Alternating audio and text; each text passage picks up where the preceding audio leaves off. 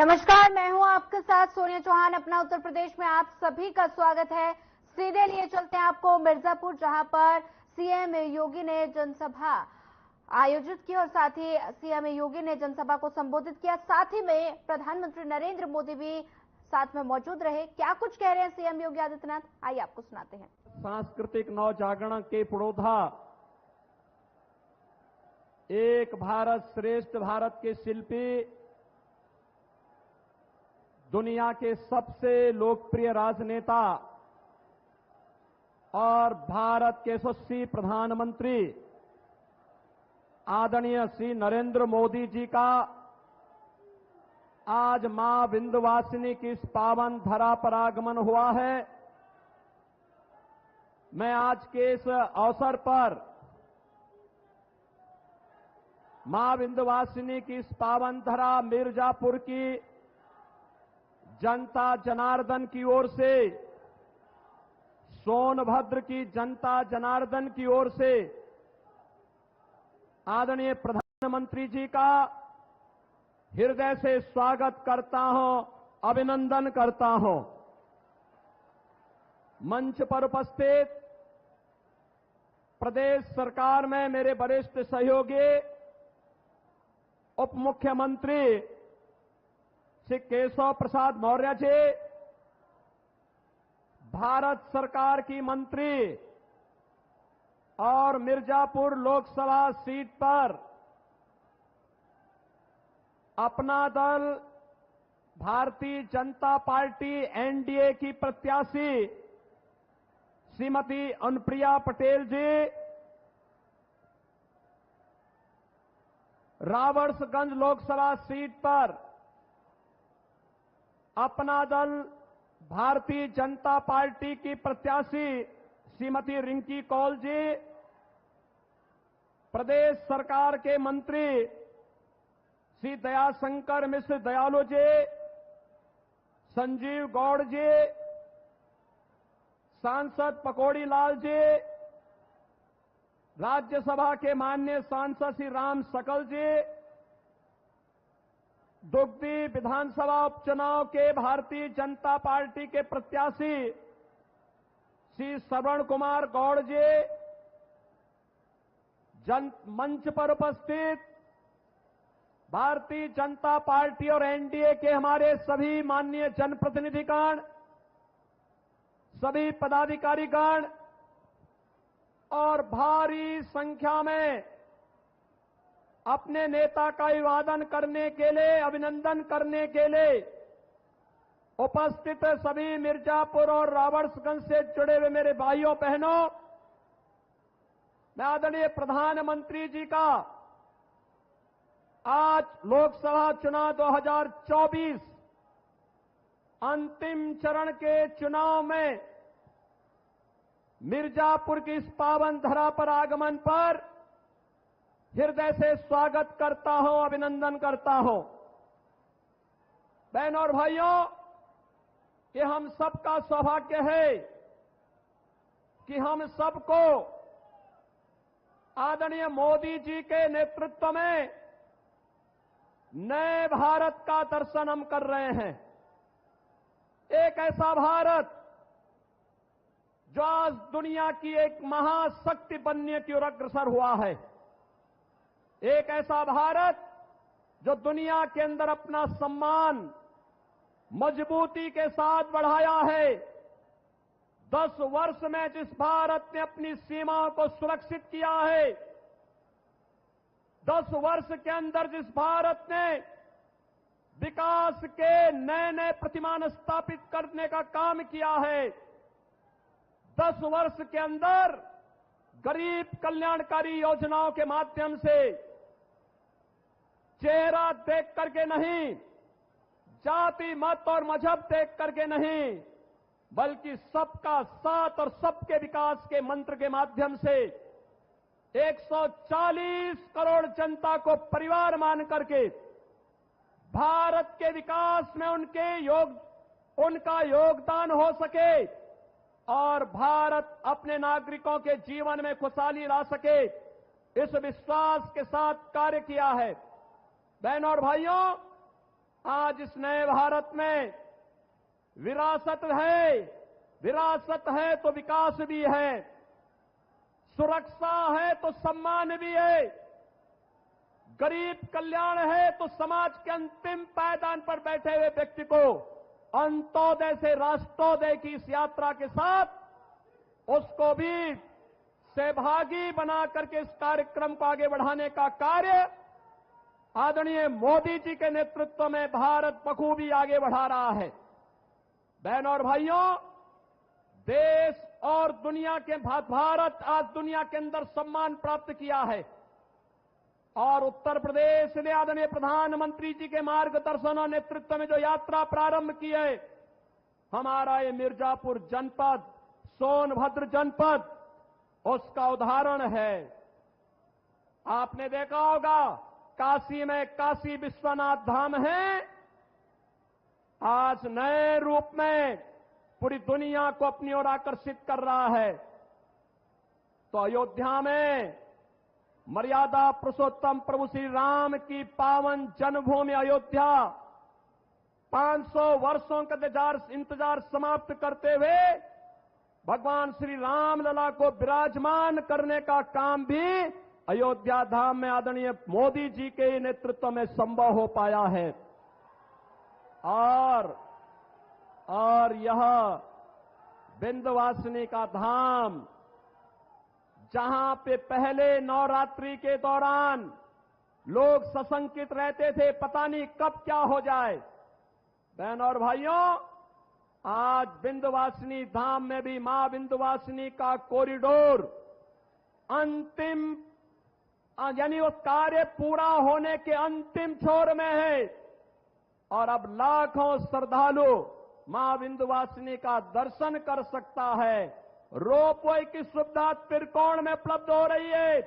कोई श्रवण कुमार को अपने बुजुर्ग मां बाप को कंधे में कावड़ में ले जाकर के दर्शन करने की नौबत नहीं आएगी, बल्कि रोपवे मोदी जी के नेतृत्व में, उनके मार्गदर्शन में अब इस सुविधा को और आसान कर देगा। बहनों और भाइयों, विकास की यात्रा कोई सोचता था इस जनपद में और सोनभद्र जनपद में ही मेडिकल कॉलेज बनेगा, कोई सोचता था इस कमिश्नरी में विश्वविद्यालय बनेगा, कोई सोचता था यहां के गरीबों के मकान बन पाएंगे। आज लगभग अकेले मिर्जापुर जनपद में 1 लाख से अधिक गरीबों को मोदी जी ने सिर ढकने के लिए एक प्रधानमंत्री आवास उपलब्ध कराया है और कोल जाति के लोगों को तो जनपद मिर्जापुर और सोनभद्र में 100% सिचुएशन के लक्ष्य को हर जनजाति समुदाय के लोगों को, चाहे वह गौड़ जाति का हो, चेरो हो, थारू हो, मुसहर हो, इन सबको 100% आवास से आच्छादित करने का कार्य आज प्रधानमंत्री मोदी जी के नेतृत्व में हुआ है। बहनों और भाइयों, ये मई का महीना है। याद करिए 2014 के पहले एक एक बूंद पानी के लिए यहां की आम जनता तरसती थी। आजादी के 70 वर्षों तक ये चलता रहा, लेकिन हम आभारी हैं मोदी जी के, जिन्होंने हर घर नल की योजना से आज मिर्जापुर और सोनभद्र को भी सिचुएट करने का काम किया है। और बहनों और भाइयों, इसीलिए हम कहने के लिए आए हैं, चुनाव के 6 चरण पूरे हो चुके हैं। 7वें चरण में आपको 1 जून को मतदान करना है।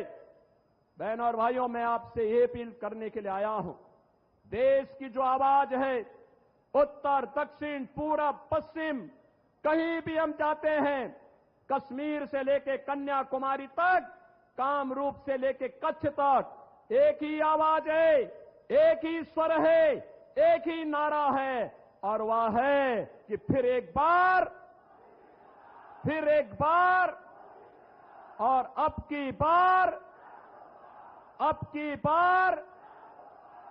400 पार।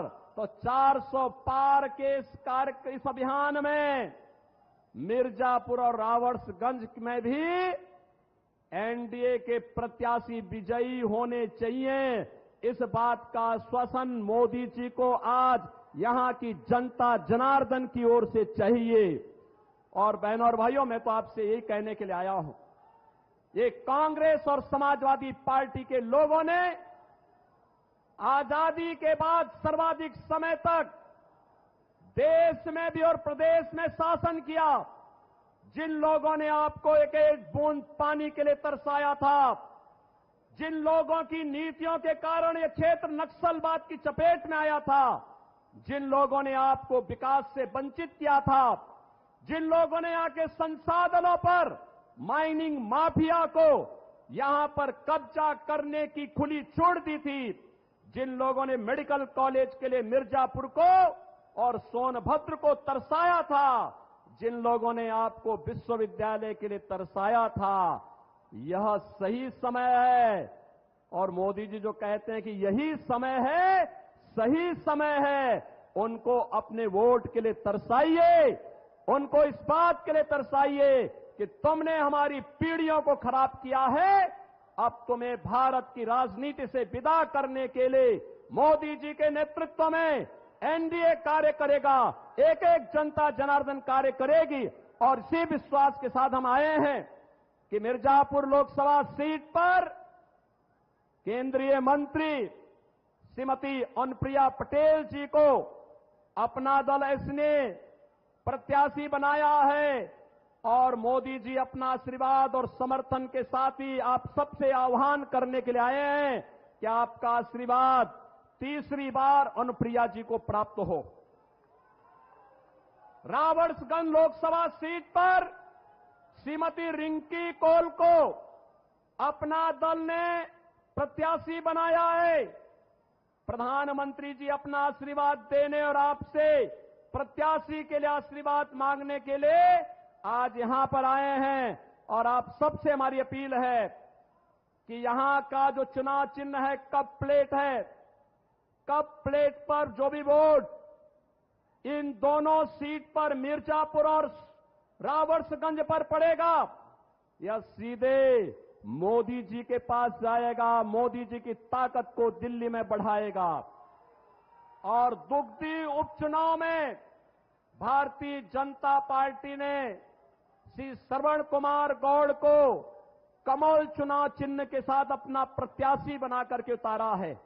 मेरी आप सबसे अपील है, दुगदी उपचुनाव में श्रवण कुमार गौड़ को भी भारी बहुमत से विजयी बना करके विकास के साथ विरासत के इस अभियान को आगे बढ़ाने के क्रम में आप फिर एक बार 400 पार के इस लक्ष्य के साथ आगे बढ़ेंगे। मैं एक बार आप सभी मिर्जापुर और सोनभद्र वासियों की ओर से आदरणीय प्रधानमंत्री जी का यहां पर मां विंध्यवासिनी की इस पावन धरा पर हृदय से स्वागत करता हूं, अभिनंदन करता हूं। धन्यवाद। जय हिंद, जय श्री राम।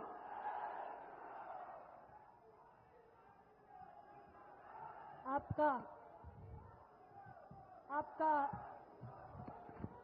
बहुत बहुत धन्यवाद परम श्रद्धेय मुख्यमंत्री जी। और अब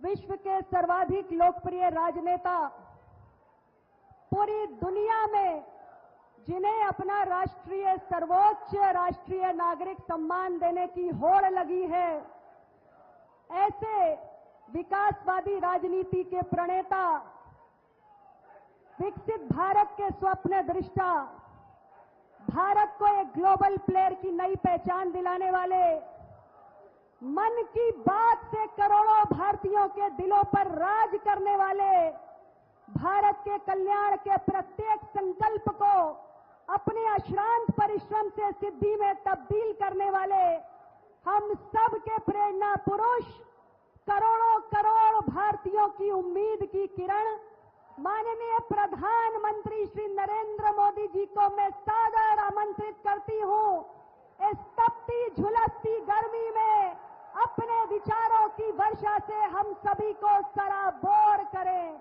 माननीय प्रधानमंत्री जी। मोदी मोदी मोदी मोदी मोदी। मोदी मोदी मोदी। भारत माता की, भारत माता की, माता विंध्यवासिनी की, माता विंध्यवासिनी की। आप लोगन का हाल चाल बा? आप लोग मजे में है ना? आप लोगन के हम हाथ जोड़ के प्रणाम करत है।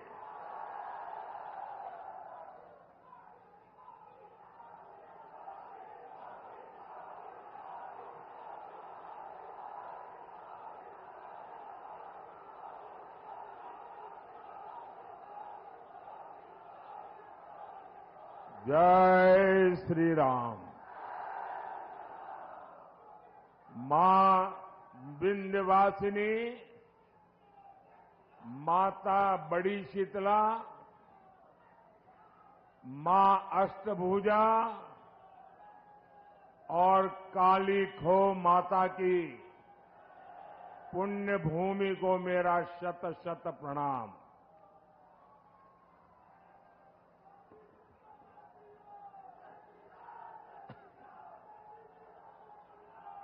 ज्येष्ठ का ये महीना हमारी परंपरा में विशेष होता है और इसका हर मंगलवार बहुत खास होता है। कोई बड़ा मंगल कहता है, कोई बुढ़वा मंगल कहता है। इस बार ये बुढ़वा मंगल और भी विशेष है, क्योंकि 500 साल बाद ये पहला बड़ा मंगल होने वाला है जब बजरंगबली के प्रभु राम अयोध्या में अपने भव्य मंदिर में विराजे होंगे।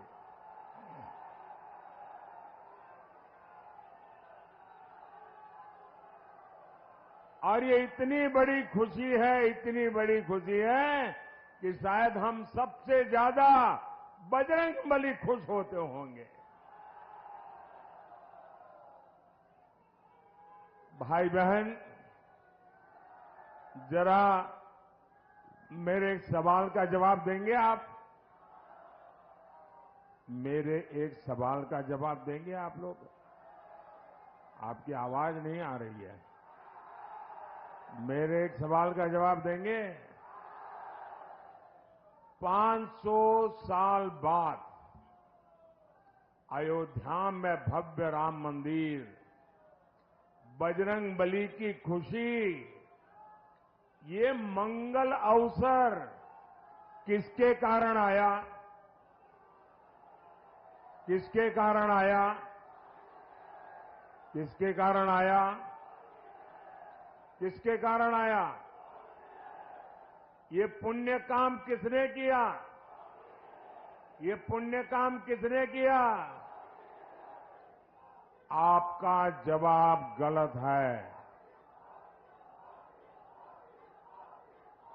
आपको भी पता नहीं है कि इतना बड़ा पुण्य काम आपके एक वोट ने किया है।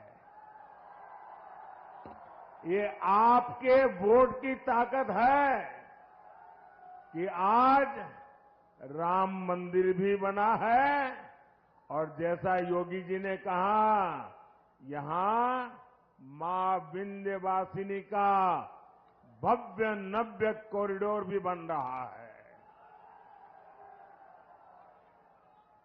और संयोग देखिए,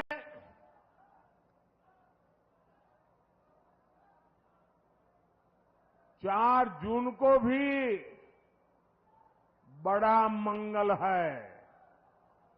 ये जो कुछ नौजवान चित्र लेकर के आए हैं, वो हमारे साथी कलेक्ट कर लेंगे।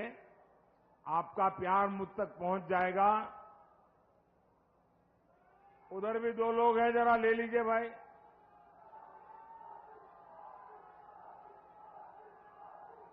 आप सबको संतोष हो गया? धन्यवाद जी। साथियों, 4 जून को बड़ा मंगल के दिन फिर एक बार